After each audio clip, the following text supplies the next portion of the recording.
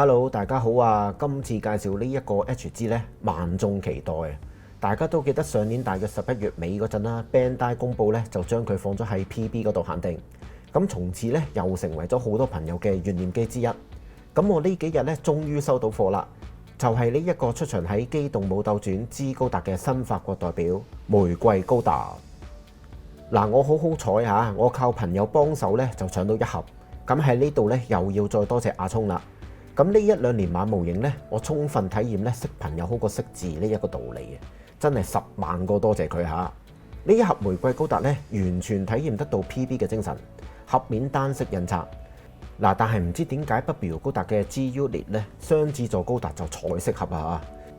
咁喺我開盒介紹之前呢，提提大家，如果中意我介紹呢一集 HG 玫瑰高達模型嘅，記得俾 like 俾意見，最好呢就係幫我分享俾有興趣嘅朋友收睇。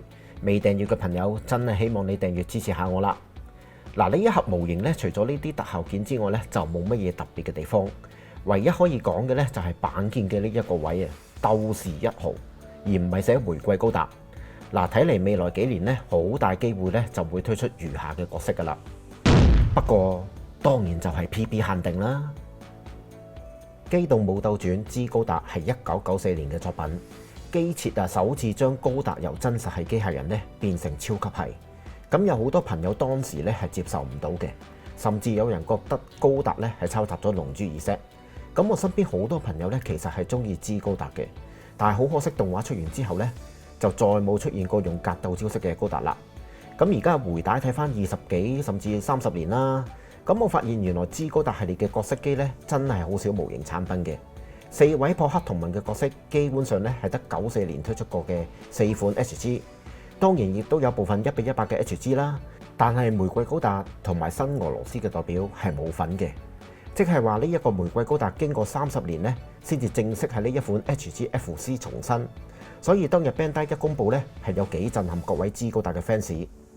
佢嘅頭部有法國拿破崙嘅雙角帽設計，成個身體嘅外形咧都有住法國軍人嘅設計特徵。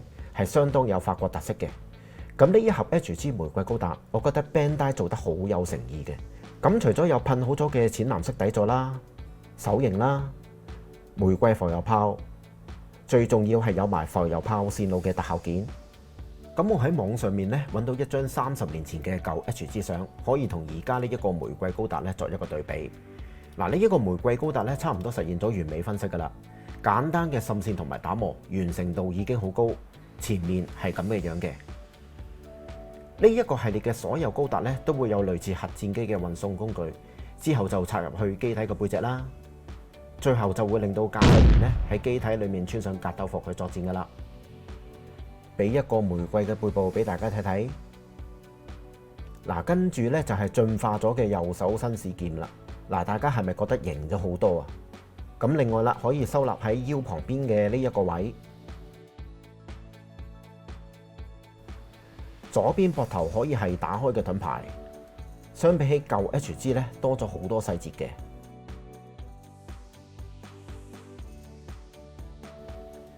最大嘅賣點就係可以將呢一個盾牌分件用特效件連接玫瑰浮游炮出絕招嘅。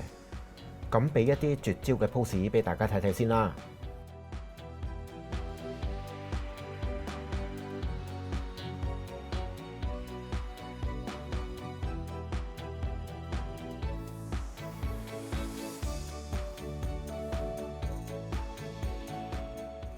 中意噴油嘅師兄可以考慮將玫瑰浮游炮噴上金屬紅，咁另外嘅花心噴埋金色呢，相信會更加滿足嘅。跟住就試下呢一個玫瑰高達嘅可動啦，頭部擺動嘅角度呢，可以咁樣嘅，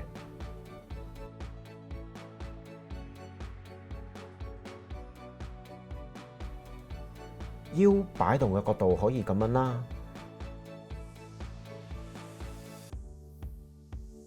不過咧，我就唔建議將個腰咧360度旋轉啦。雖然係可以做得到，但係我覺得冇咁嘅必要啊。手部可以咁樣舉起，手踭屈曲成咁嘅樣，高達系列一定冇問題嘅。咁另外啦，亦都可以再360度轉動嘅，令到手部嘅可動自由度更加大啦。腳部嘅可動，我想擺 pose 試俾大家睇。嗱，可以做到下跪嘅單腳企，一隻腳向橫踢。嗱，不過平衡咧就差啲啦，要用支架幫忙一下。腳掌嘅可動都做得好充足嘅。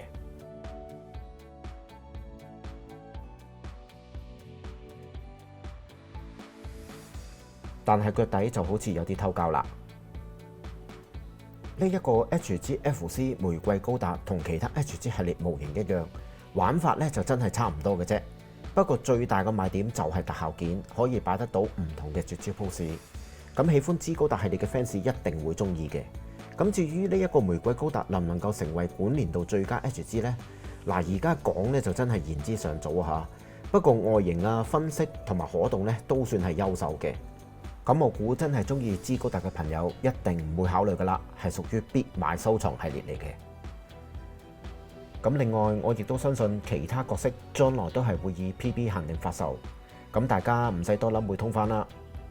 希望大家嚟緊會好似 Barbie 高達5小強咁樣儲齊5位撲克同盟嘅角色，擺翻一招撲克同盟拳啦。